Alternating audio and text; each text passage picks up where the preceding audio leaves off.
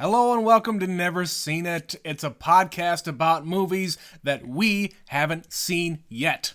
My name is Trent. I am here with my lovely wife, Betsy.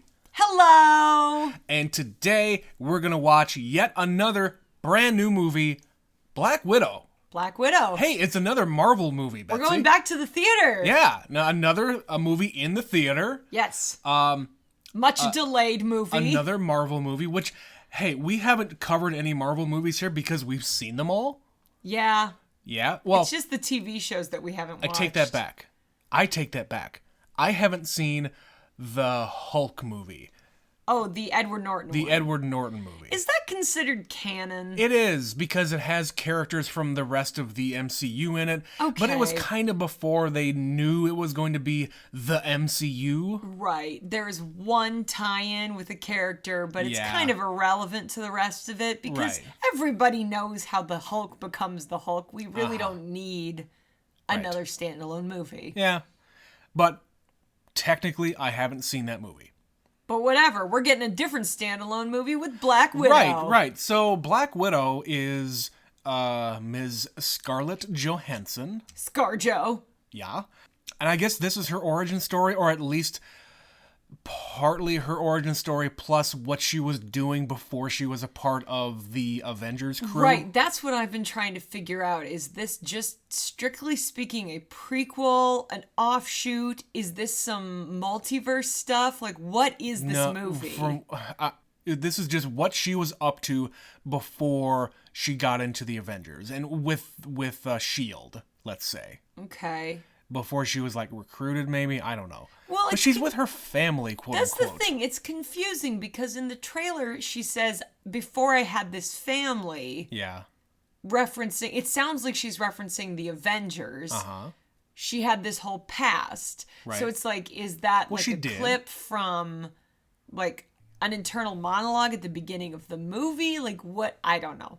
I'm just a little confused about the context because it's just unusual that they have released this movie in the sequence that they have. Yeah.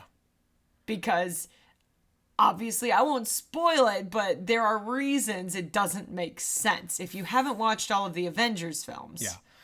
Which, again, if you're seeing this movie, why haven't you watched the other ones? Yeah, there's a whole different argument to have. We're not going to go out of our way to spoil the rest of them. So, that being said, I have to imagine they're going to cover a lot of the things that they have referenced in the rest of the movies. They glossed over. She went to some, let's just call it a charm school. I think that's what they called it.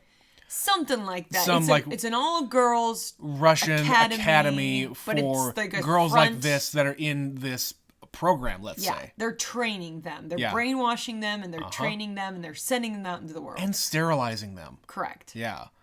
Which, again, holy shit. Yeah, that's some dark shit. She's got a dark past. Yeah. It's dark. Speaking of dark, I have a feeling, from what I've heard, they might cover some stuff that more stuff that they've referenced, like Budapest. They've mentioned that. Remember that? Yes. With her and Hawkeye. Yes. Get into some shit in Budapest. So should we assume he shows up in this movie? I'm sure he does. If anyone does. Because when Hawkeye is introduced in the first Avengers movie, he kind of has nothing for an intro. He's just kind of there, and then he gets brainwashed by Loki. Okay, well, strictly speaking, he's introducing Thor, but that's a different thing. He is? He's in Thor. He is? Yeah, so Thor, Mjolnir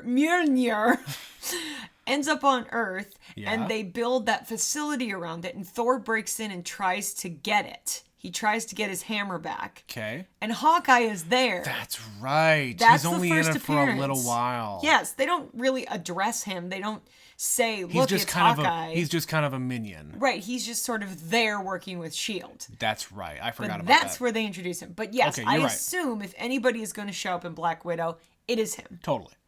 And Agent Coulson might show up as well to try to recruit her. Maybe I guess they gotta bring back their heavy hitters that are no longer with us.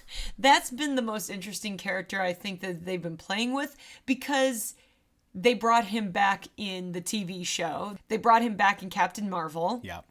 So they're playing with the timeline, but now they're entering the multiverse, which is really going to screw up my timeline brain. We haven't hit that yet. Not in the movies. No. But we also haven't watched the TV shows. Sorry, guys. Yeah, we have not watched WandaVision. We have not watched any of Loki, which at the time of this recording is like 2 or 3 episodes in. Oh, it's like 5 episodes in. Really? Oh, yeah, God, we're behind, honey. Time flies. But no, we haven't we gotta watched get any on that Disney Plus. We haven't watched any of those. We will watch. I'm very interested in them. And, from just listening to us, we haven't covered any Marvel movies yet. We have seen all of them, and we like all of them. Yeah. We love the MCU. Yeah. It's like super good. Listen, there are heavy hitters. There's ones that are good. There's ones that are not so good, but there's nothing that's bad.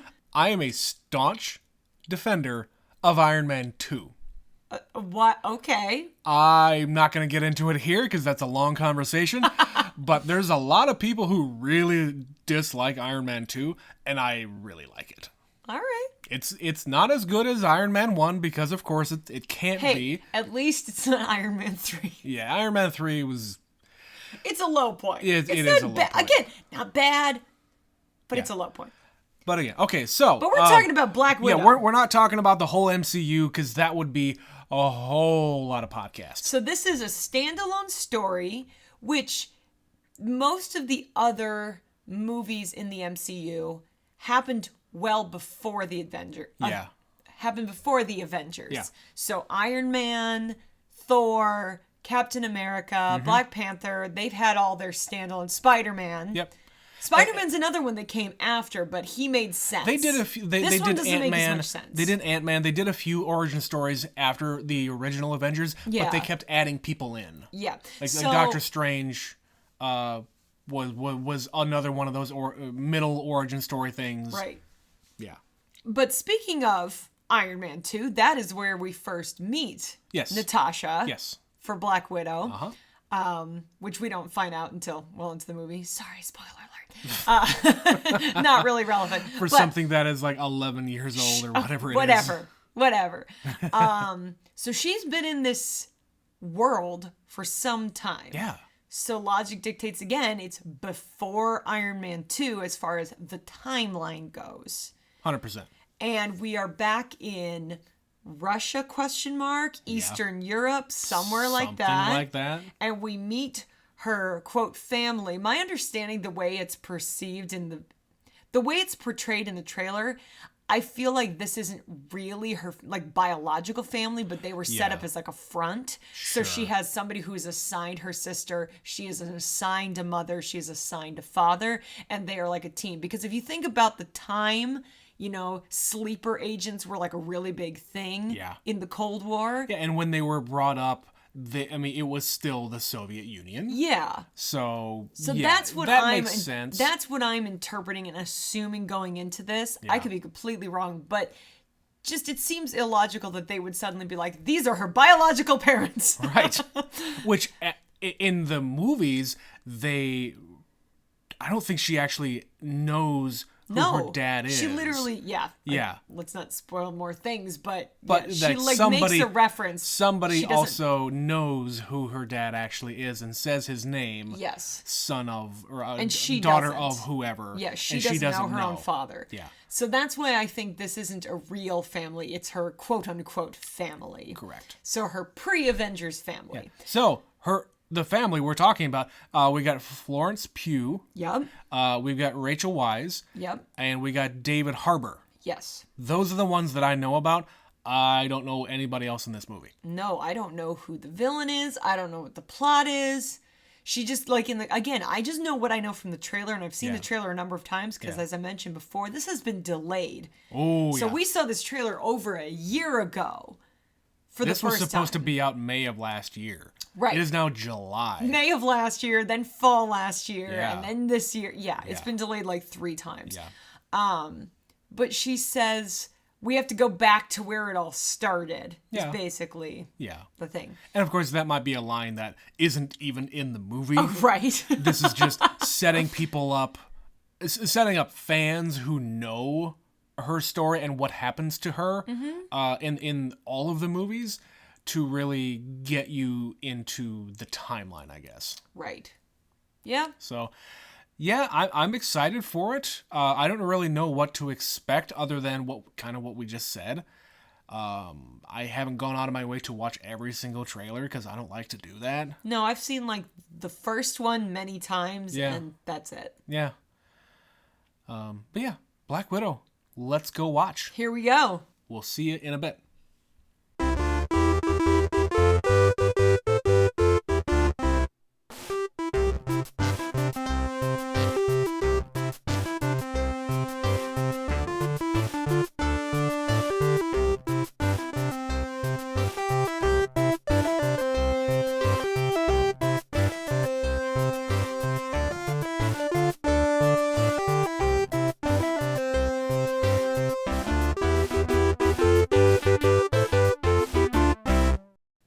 And we're back. So Black Widow. Yeah. Betsy, what do you think? This one was okay. Okay. I didn't love this one. And I don't know if it's just because I didn't need to know more about Natasha. Like, I don't know. It wasn't a bad movie. I just thought it was okay. All right. What did you think of this movie? I thought it was good. Okay. But I think I agree with a lot of other people who have reviewed this movie. They should have done this a long time ago. That's maybe what's bothering me, because when we start the movie, they do give us a time frame. Yeah. So this is roughly 2016. So it's after the events of Civil War, but before the events of Infinity War. Yeah. So yeah, it's after Civil War, Captain America's Civil War, where they introduced Black Panther, and Black Panther's dad dies in the blast. It's not in Sokovia. No, it's not Sokovia. I don't Sokovia remember. is It's what irrelevant. Sokovia is what happens with in Age of Ultron. Yes. But they mentioned the King of Wakanda at the beginning of this movie. They were after briefly. her because they thought that she was involved in that. Yeah. So that's where we are. Yeah. So we're backtracking in the overall story. And we were wrong.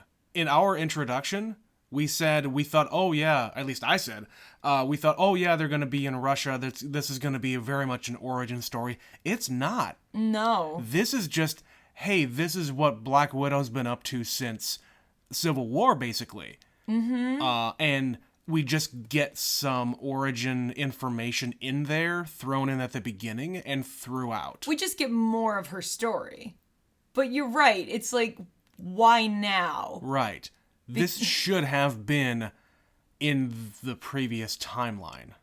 Yeah. Why didn't we Why did we wait? And hey, guys, in this part of it, we're going to spoil other stuff sorry, kids. In the rest of the MCU. Black Widow is dead. Yes. She's very dead. Yes, but that happens years after the events in this movie. Right. Like long after, because this is after what they call the snap.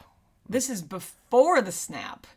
This movie takes place before that. She dies yes. Well after, yeah, right. Because it's 5 years after. Uh-huh. So we're talking a good 7 years between the events of Black Widow and when she dies. Yeah. So yeah, I just don't understand why. I understand. I mean, hey, Black Widow is a great character. I think the story of her, how she came to be, is interesting. Mm-hmm. Certainly one of the darker storylines. Totally. For these characters. Yeah. And again, I don't think this was a bad thing. I think they kind of treated this like they did Black Panther. Because they introduced the character of Black Panther in Civil War. Yeah, they already know you're smart enough to know who this is. You don't need another introduction. Right. So they're treating it like that, but they're focusing on that character and what's going on then. Yeah. They could have had Black Panther and Black Widow come out next to each other. Yeah. And it would have made a lot more sense based on the release schedule, but I think they were just hurtling towards the end of the main MCU story that... Maybe it didn't make sense. Maybe this was put on the shelf because of whatever reason. Is it just that thing where Scarlett Johansson's kind of a big star, and the fact that you haven't given her starring movie? Yeah. Seems odd. Yeah, it's kind of not fair. Yeah. Especially all the dudes got one. Well, most of them, yeah. Most of them did, yeah. The only one who hasn't is Hawkeye, but he's getting a TV show. Right. Hawkeye we'll get gets back its to own Hawkeye. We'll get back to TV shows later. But, you know, again, I like this movie. I think them being the family worked in a weird way. Like, we haven't watched the show, but, like, their origin is basically like the Americans. Yeah, and it was what I figured. They're a sleeper agent family in America, in Ohio, on this mission where they're in the just 90s. An average American family undercover. Right. And the dad, David Harbour, is Red Guardian. Yep. That was his name in Soviet Russia. In Soviet Russia. So he's basically the Russian version of Captain America. Yeah, he got the super soldier serum, juice, whatever you want to call it. Yeah. He's the only Russian agent to get that, and I guess he had a whole bunch of other adventures and missions in Russia and elsewhere. Yeah. But then they kind of put him on ice, so to speak. Right. They assign him to this other mission in America where he has to be a normal ass American. Yeah, I was trying to figure that out. So they had the scene where he's like talking about how his nemesis Captain America, who he's in the process of having tattooed on his back. Right. But I couldn't understand, like, are we to believe that he is old, like Captain America is old, that he was injected in like the 30s and 40s? I don't know. Is he more modern? Because I was trying to figure it out. He was also kind of talking shit when he was in prison. Yeah. Saying, I would battle with him in the 80s. And the dude said, no, you didn't. And he says, are you calling me a liar? Yeah. So I don't know what that's about. I don't think he's ever actually met Captain America. I think it's all in his mind. Yes. But, yeah, they didn't... But being the MCU, they want to fuck with your brain. Right, but there was a lot of that going on where they just sort of had a little scene, a little dialogue to kind of set up some backstory. And that happened a few times in this movie. Yeah. And it left me a little bit confused. Yeah, There were some times where I just didn't understand. And maybe it's just because, he's a drunk Russian. Yeah. I love David Harbour. I want him to be in everything. Well, you He's remember so great. You remember a few years ago when Stranger Things was like blowing up, and some teenager in California was like, "I want you to come and be in my high school photos." Yes. And he said, "Okay, only if I get to hold the trombone." And she got the number of retweets, and he showed up. He put his money where his mouth is.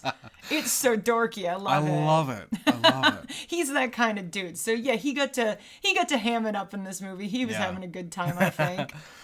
But yeah, let's go back to the beginning. So I literally, before we started, I was taking a couple of notes, but I didn't take a whole lot. But I'm trying to keep them short so I could pay attention to the movie. And I literally we're in a movie theater, and it's rude. We don't want to be those people. Well, and we always sit in the back. We turn our brightness all the way down. We're not making any kind of noise. Nobody is being bothered. But yeah, that means I have always very interesting notes when I look back at them, what I wrote. And I just wrote, David Harbour strong. David Harbour strong. So at the beginning of the movie, they're in Ohio. They're undercover. They are a normal family. Mid-90s. It's the mid-90s.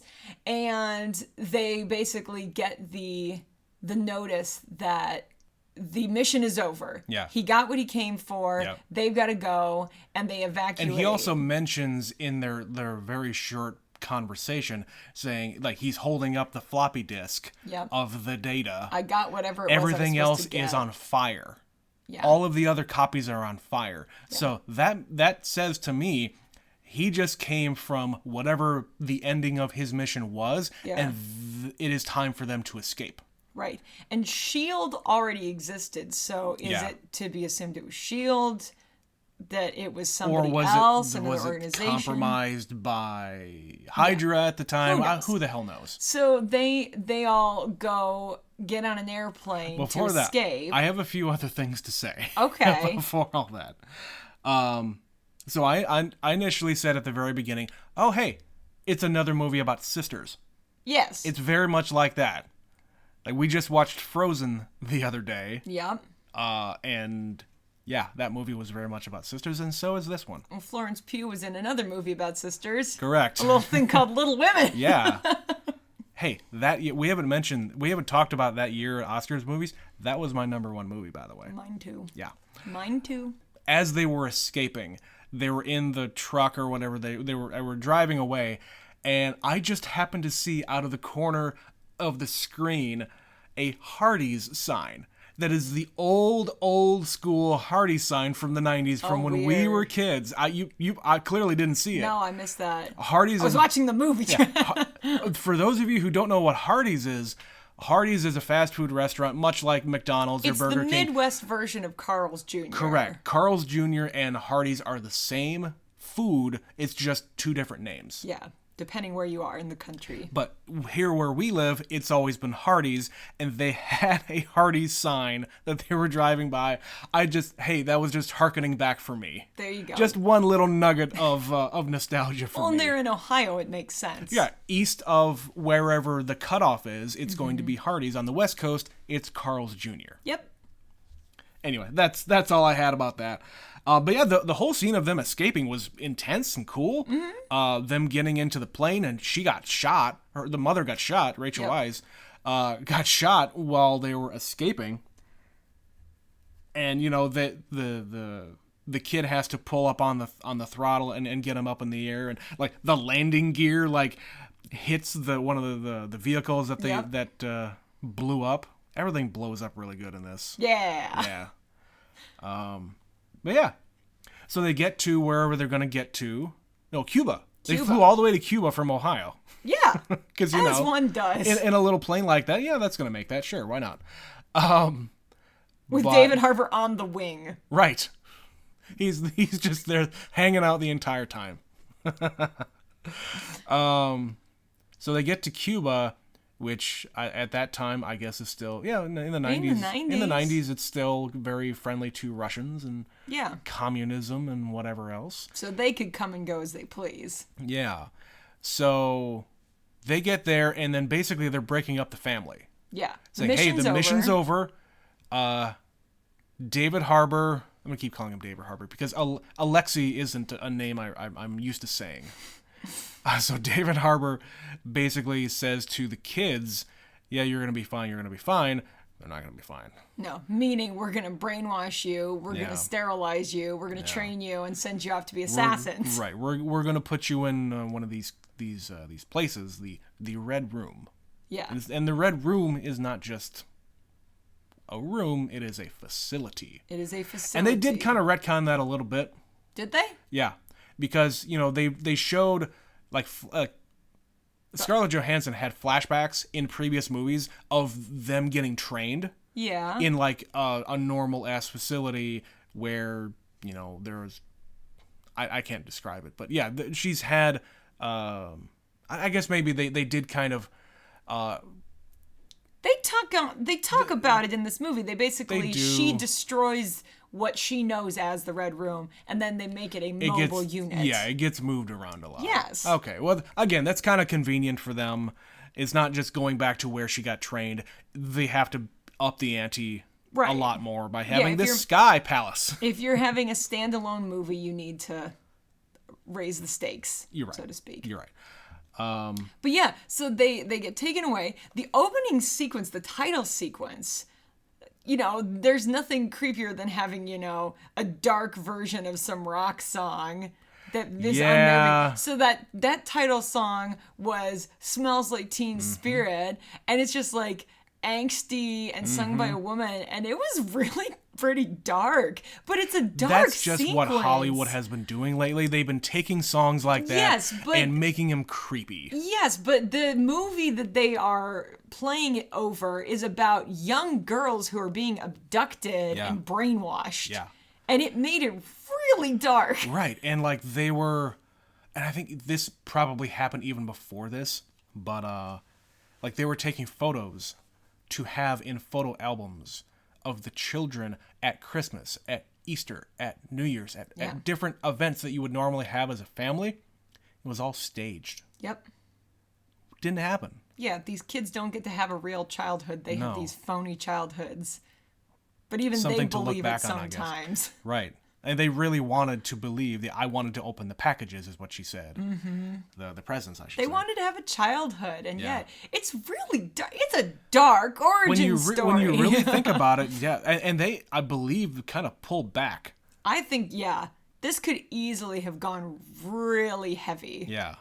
To a point where nobody would want to watch it. Yeah, and it was heavy enough for what it is, with the subject matter they're talking around, I should say. But yeah, so the title sequence of them going through whatever they're going through was bad enough. And then we get to... So she's on the run, and she goes to Norway, and then she's attacked because her sister has been freed from her shackles, as it were. And they find out there is a chemical agent that will wipe their mind control, because they are being chemically controlled. Yeah. So the widows are being chemically controlled. They genuinely cannot control their impulses. They're being told what to do. Before all that, we get a scene with William Hurt, who's going after her for... Natasha. Yeah, going after Natasha for suspecting of... assassinating. Yeah, this is where he sets up. It's after Civil War. Yeah. Like, you're a war criminal. We're going to get you. So she's making it seem like she's in a place. She put a tracking device to make him think that she's there, but she's actually not. I don't really know why he was in this to begin with. Other than to tie it into the rest of the I think it was honestly just to establish the timeline. Yeah. Like, if you're wondering when this is happening, right. This guy's hot on her trail, and here's why. Right. But in reality, she's already gone way past there and on her way to, would you say, Norway? She's in Norway. Yeah. So she's got this contact that can set her up with supplies and a place to stay and hide out and whatnot. This is how little they seem to care. What was that guy's name? No idea. Exactly. Yeah, friend number one. We'll call you Q for lack of anything else. Pretty much. He was a dude that got her gadgets. Yeah. So she goes out in the middle of the night to go and get more fuel, and she gets attacked by what we find out to be the Taskmaster. Yeah. Now, the Taskmaster as a character in the MCU has been a lot of different things. Where? My understanding is the Taskmaster has really nothing to do with Black Widow. Okay. And it's usually a dude in other fiction. I've never heard of this character. They have repurposed Taskmaster to be in this particular movie. Because they hadn't used that character yet, and they wanted to. Like, I've seen Taskmaster as a character in the Spider-Man universe. So it's a character, it's a bad dude in the MCU that they just repurposed to put in here. Yeah. Fine, whatever.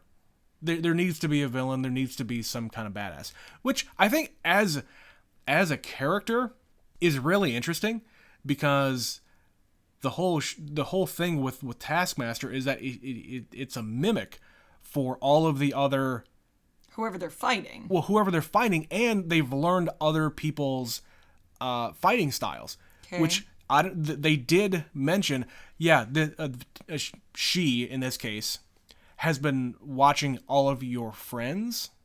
In that, hey, she actually has some moves from. They show a couple of different fighting things that other characters have done. She literally has a shield. She has a shield, and she did the thing where she puts her foot down on the shield and it comes up like Captain America would. And she has the claws. She does the thing with the claws like Black Panther did. I didn't understand that as I was watching it. That makes a lot more sense. Yes. I was trying to figure out, why is your fighting looking exactly like other people? Oh, it's quite literally the other person's fighting style. Exactly. Okay. Yeah, I didn't understand any of that. Right. Again, they gloss over it so much. Yeah, we don't it's really only mentioned once. It.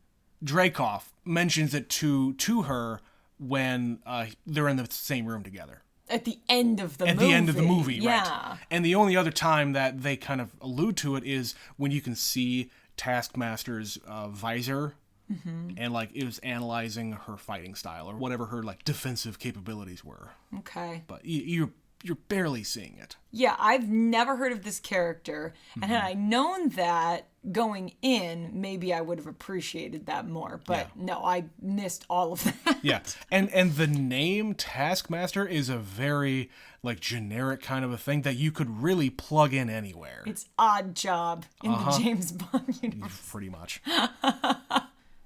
But yeah, so she goes after her in Norway, and Natasha has been sent I don't know what we call it, the chemical. Yeah, the cure. The cure from her, quote, sister, who Yelena. is in Budapest, however you want to say it. They were making a joke I like about how it. they kind of did that. So, some people call it Budapest and some people call it Budapest.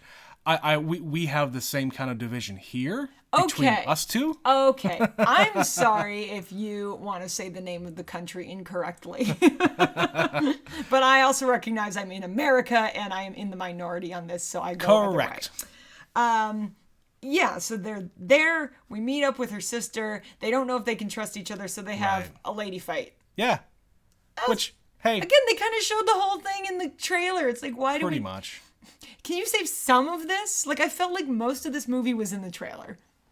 Some of it, yeah. Like, to a large extent, there was a lot of this movie that was in the trailer. And so it was like, that would have been a really cool scene if I hadn't already seen it 6 times. Right.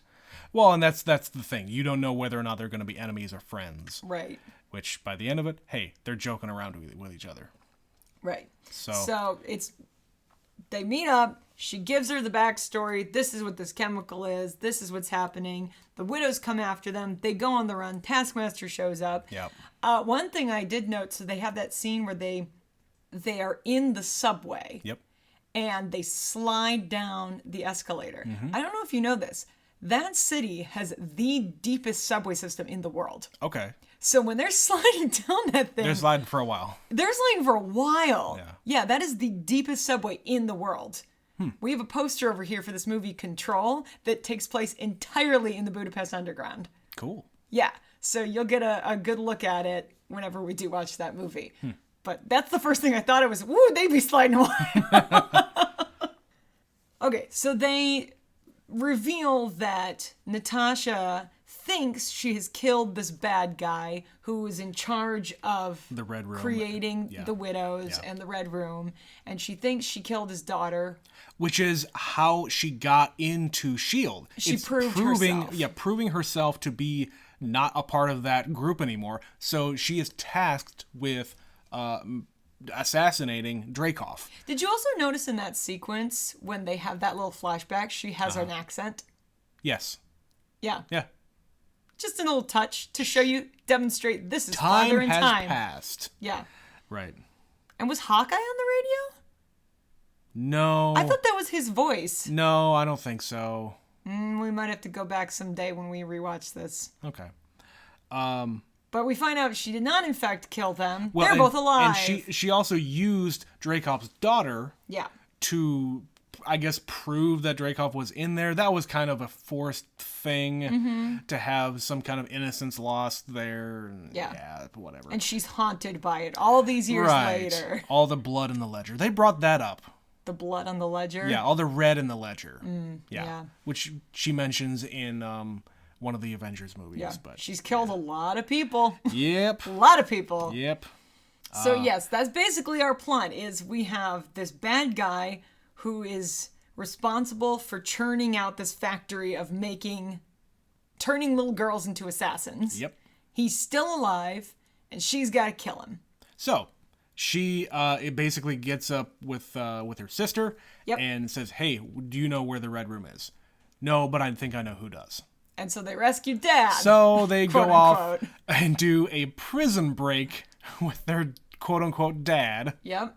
So we get a prison break. Which is probably one of the best scenes in the whole movie. Oh, yeah. He's delightful in this. If I say anything about this movie to the positive, it's that David Harbour is wonderful. Is awesome. So they go through the entire thing.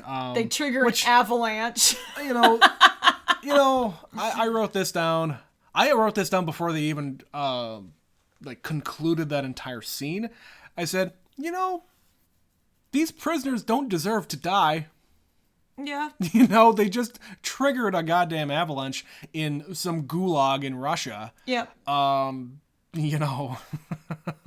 Maybe go back inside, guys. That's a little much. Go back inside and hope the building is not destroyed. Yeah, we're not here to get all of you out, just one guy. Yep. Which, you know what, that guy probably could have broken out a long time ago. Oh, sure. Why the hell didn't he do that? Well, like they showed on the grid, he was at one side of the building and he needed to get all the way to the other side of the building. Right. And they're like, don't make a scene. And he just starts punching guys and busting through things. And he gets there in like 2 seconds. Uh-huh.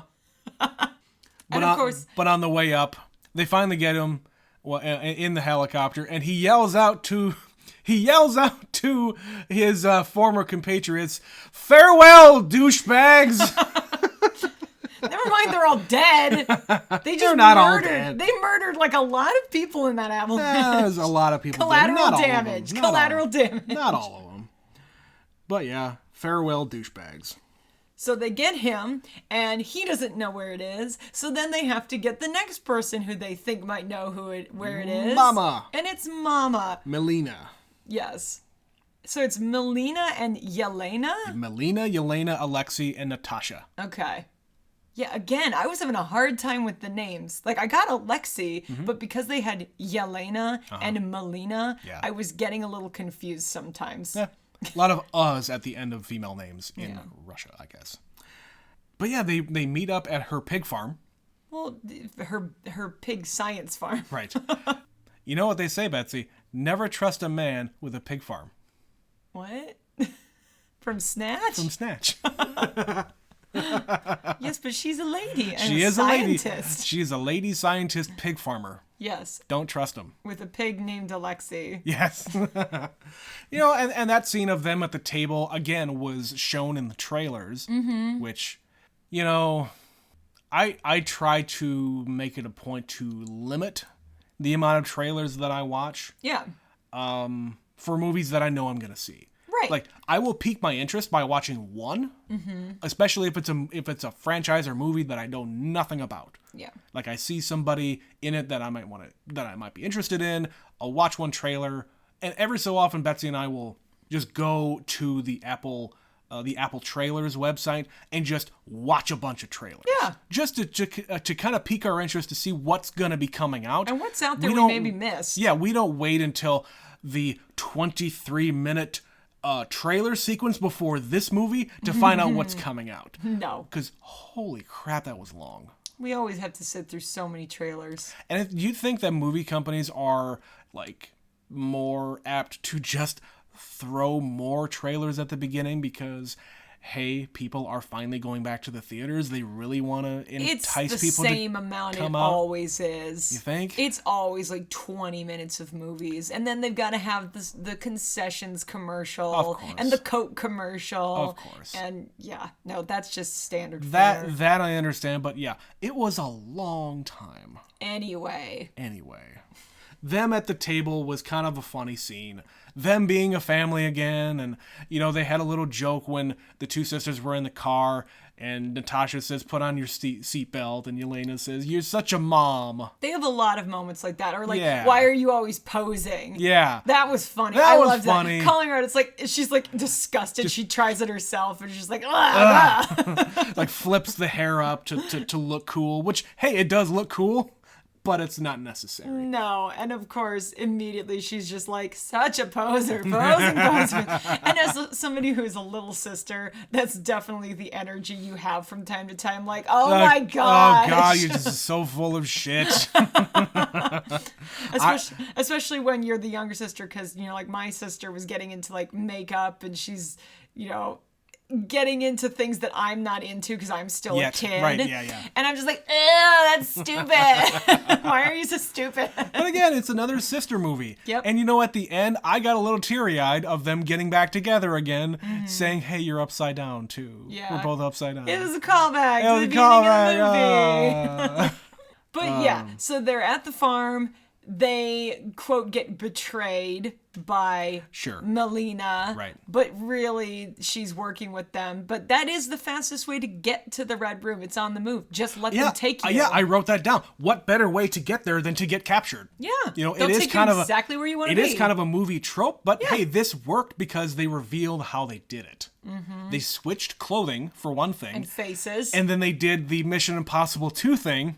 Sometimes I forget they have this technology in this series because they don't use it very often. And I think the last time they did it was in, one of the Avengers movies? I don't know that they did that at all. They did. So there's the sequence where Natasha does it, where she goes up into, I can't remember. I think it's either one of the Avenger movies or one of the Captain America movies where there's a lot of people flying around, where she's in a room full of diplomats and she's like replaced one of them. I think it's in Age of Ultron.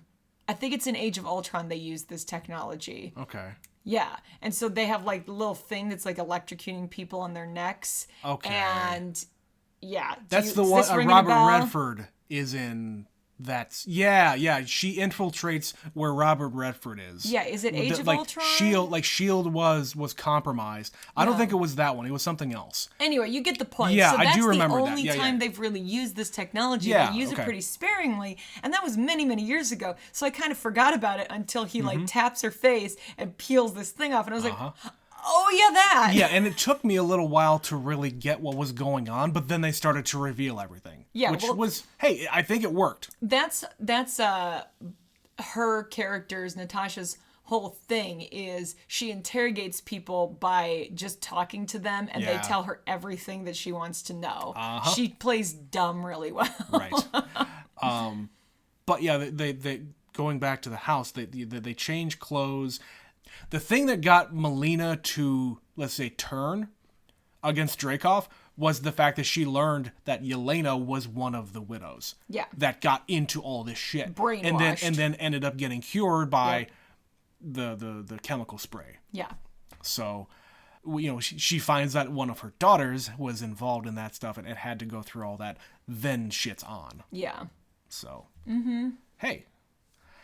And, you know, they kind of bounce around about, hey, we're family. No, we're not. No, yes, it was real. No, it wasn't real. It was real to me, except it wasn't. To me, and there's but like wasn't. Flirting between Melina and Alexei. Yeah. Like she's like, you got a big strong man kind of thing.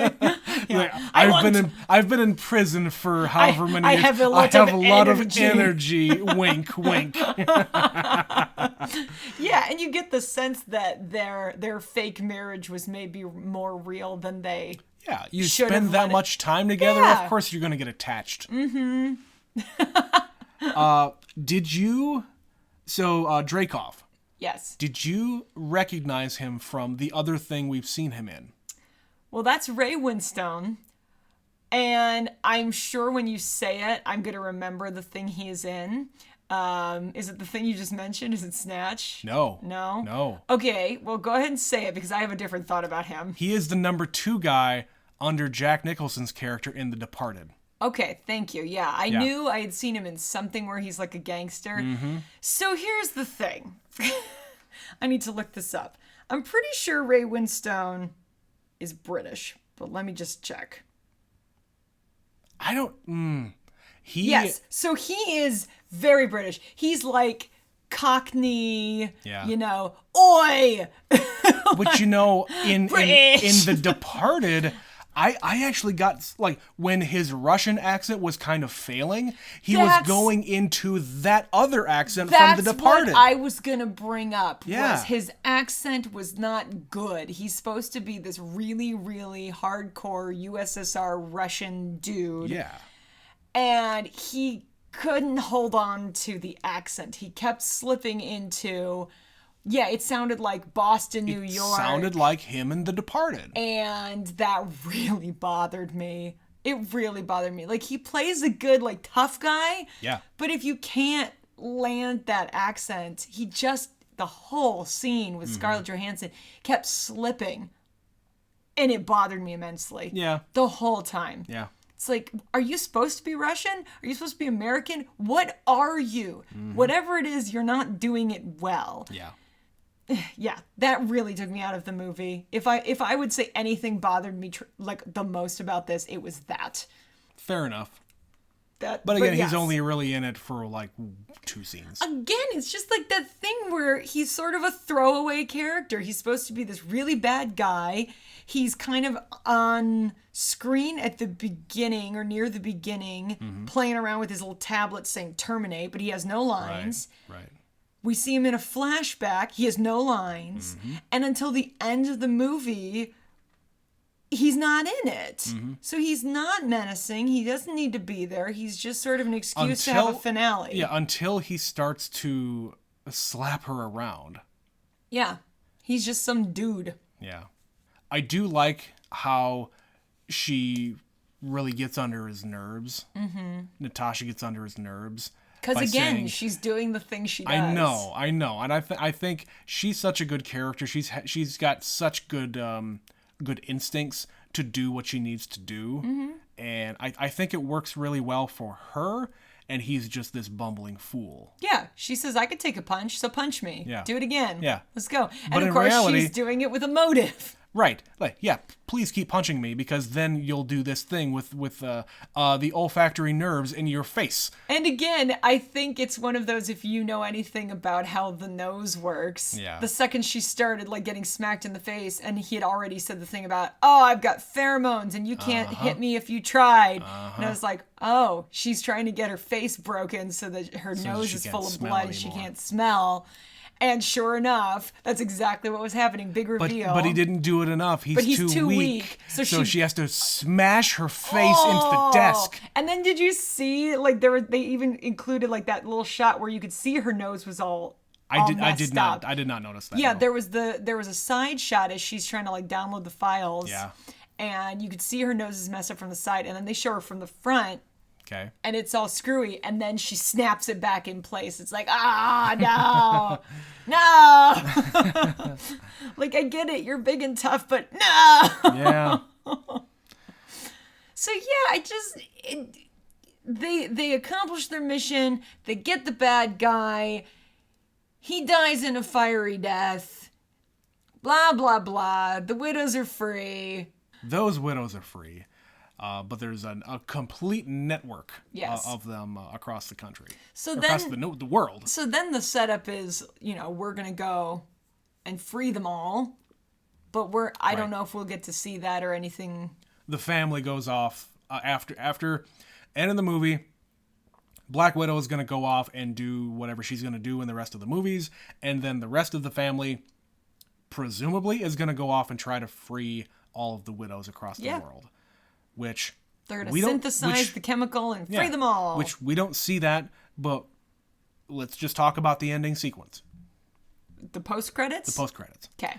We flash forward. Now we're in the future. To after present day. To after Endgame. Yep. Natasha is dead. Black Widow's dead. Yelena goes to her grave. And there's apparently been a lot of people who have come there to pay respects. Yeah, lots of stuff. Yeah, lots of stuff at the gravesite. So Yelena's being sad about everything and blah, blah, blah. The things you do at a gravesite. And then we get a brand new character we have not seen before. We have no idea what the hell is going on. Is Julia Louis-Dreyfus? What? Why is Julia Louis-Dreyfus in the Marvel Universe? Okay. And she's, I guess, her boss, question mark? Right. It's her handler or so she works for someone. The person who gives her missions, I guess. I mean, she can't let her skills go to waste. Yeah. No, she's like a good guy taking out bad guys. Right. And who the hell knows? Like she doesn't work for S.H.I.E.L.D.? Does S.H.I.E.L.D. even exist anymore after Endgame? Probably not. Or they're reinvented. I don't know. I don't know what's going on there. It's been a few years, and I'm not as ingrained in this timeline anymore. So Julia Louis-Dreyfus shows up and says, how'd you like to get the man responsible for your sister's death? Yeah. And hands her a picture of Hawkeye. Right. Again, Hawkeye's getting a TV show. So we touched on this earlier. So that's going to be another one of those Disney Plus things. Yep. one of the other few characters that lives in this universe that does not have a standalone movie. So that was the other person that really... Yep. We don't have a whole lot of backstory. And the most we know about him has to do with Black Widow. Right.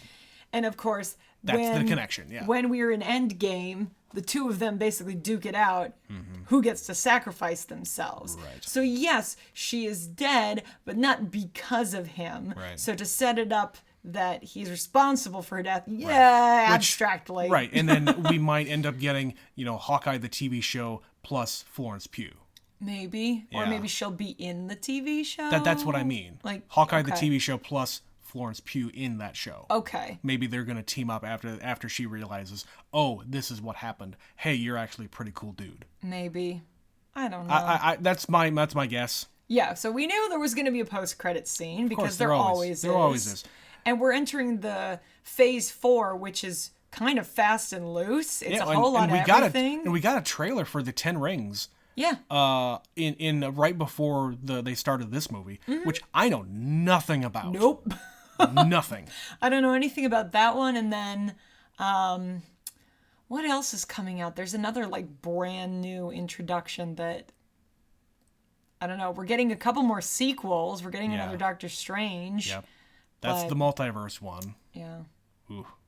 We'll see. There's gonna be a Guardians 3. Another Spider-Man. Another Spider-Mans. Blade. Oh, Blade.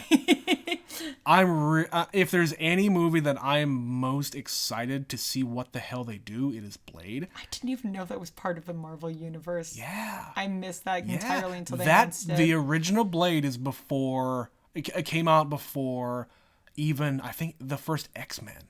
Okay. So I think Blade came out in 99. X-Men came out in 2000. That sounds about right. Yeah.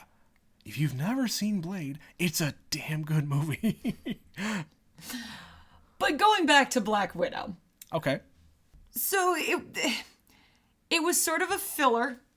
All we really did was figure out, okay, so this is where Black Widow went after this movie and before that movie. Right. We don't have a full picture. We're clearly not going to get another Black Widow movie because at the end of the movie they show, yep, she's dead. She did. So we're not going to get a second movie, which is why I think it's one of those where it's just okay, give her the movie. They gave her her standalone movie. Yeah. They gave her the respect that she deserves. And then we're done. And she's good in it. She's always good as this character. Yep. Rachel Weisz was good. David Harbour was good. I want to see David Harbour in more things. Florence Pugh can stick around. She was funny and cool and full of gumption. Yeah. I have a feeling we're going to see a lot of Florence Pugh, and not necessarily just in this universe, but other stuff. She is becoming a huge star. She's been nominated for an Academy Award. Yeah. ScarJo's been nominated for a few. Rachel Weisz has one. Yeah. This is a movie full of award winners. William Hurt has one too, for that matter. I suppose, yeah. Yeah. So these are real serious actors with real serious skill, and Florence Pugh is a star on the rise. Very much so. So we'll see what comes of her if she gets to stick around this universe. And bring back David Harbour. Yeah. Come on. We need him. Make a Red Guardian movie, goddammit. Except if they do that, they'd have to do it prequel style, and he would I don't care. Just do actor. it. Just do it.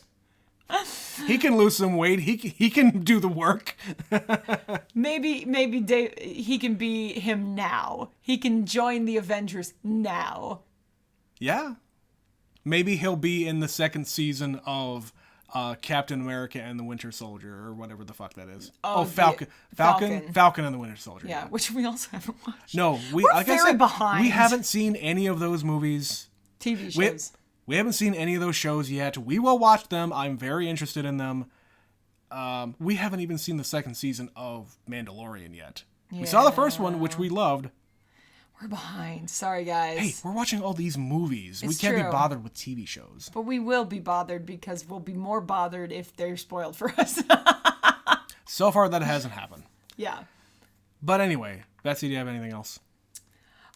The only other weird little thought I wrote down was the fact that they just simply call this facility the Red Room. Uh-huh. And if you are familiar with the Stanley Kubrick film The Shining, you were aware that the little kid says red rum, which is murder backwards. And I just kind of wonder if there's some tie in there. Red rum, red rum, red rum, red rum. I don't know. Okay. I'm going to have to look into that. Okay. But the more they said it, they said the phrase red room many times in this movie, the more I was like, is that supposed to be like a Shining reference? I don't know. Or is that just coincidence? I don't know. Yeah. Okay. Interesting thought. Yeah, an interesting thought, but I don't know if there's anything to it. It was just something I was picking up on. Okay. So yeah, it's an okay movie. I didn't think it needed to exist at this point in the MCU. You're right. It should have happened years ago. This should have happened alongside Black Panther. Yeah. 100%. But you would have, the only difference would have been the end credits scene. Right. You can't really set up what's going to happen in the future if she is going to be involved with Hawkeye later. Yeah. Which clearly she's going to be. Well, and we're really going to be getting into some interesting stuff with the multiverse. Yeah. Because all of these people who are presumably dead, well, shit, they don't have to be. Yeah. Maybe they live in another universe. They already did that with Gamora. Gamora was dead. Gamora's not dead anymore. Right. There were two... who's Gamora's sister? Nebula. Nebula. There were two Nebulas in Endgame. Well, one's dead. But one's dead, but one's alive. But that's my point. And of course, the entire concept of the Loki TV show is the fact that he's alive in a different universe after he steals the cube. In a different universe. Right. Yeah, he can just kind of hop around. And so again, everything goes out the door at this point. Yeah, now that the whole Thanos thing is over with, they're gonna have to go a little nuts. Yeah. Because there's no what's the through line? What's the big bad that they're gonna have to go after? Nothing. There is no big no big bad. There's no more Avengers movies. Yeah. We're just standalone adventures, and they sometimes cross paths. Which is okay, but it's never gonna be the way it was. No. And again, that was a thing we talked about. There wasn't anybody showed up in this movie. But once they set up the timeline, you understand why. Yeah. So Hawkeye can't show up. Captain America can't show up. Nobody can show up because of the circumstances. Correct. Yeah. Which, hey, that's okay. That's okay. They're going to do what they're going to do. They make good movies. They know how to make good movies. And they have made good movies. Yeah. I trust them that they know what they're doing going forward with all these different storylines. I'm hopeful. I'm confident. They're going to dash my dreams, I'm sure. Not everything can be a winner. Not everything can be Thor Ragnarok. Yes. We got another Thor coming out too, I forgot. Yeah. Ooh, I'm excited about that. We got another Taika Waititi. Yes. Yeah. Best MCU movie, Thor Ragnarok. Fight me. Fight me. It's not even a question. But Betsy, that's it. We're done. So, if you want to talk about the MCU, if you want to talk about Black Widow, if you want to talk about any of them, send us an email, neverseenitpod@gmail.com. We would love to discuss this more. Again, we've already seen all the movies, so this is about all you're going to get from us, MCU-wise, until the next one comes out. Yeah. So we're not planning on going revisiting any of these anytime soon. You're not going to get the TV shows. That's not what this podcast is about. This is about movies. This is about movies. You can also reach out to us on Twitter. Follow us there. We'll tweet out whenever the episodes are out. If you aren't already subscribed, which if you aren't, what the hell are you doing? And if you want to support this podcast, send us a buck. Click on the link in the description of the podcast about support on anchor.fm. Throw us a buck, throw us $5, throw us $10. Whatever you want to do helps us out. I don't care. But until next time, again, this has been Never Seen It. We love talking to you. We love doing this podcast. Please continue to listen. And yeah, that's all I got, Betsy. Yeah. Until next time, this has been Never Seen It. I'm Trent. That's Betsy. We'll be back to you next time. Bye-bye.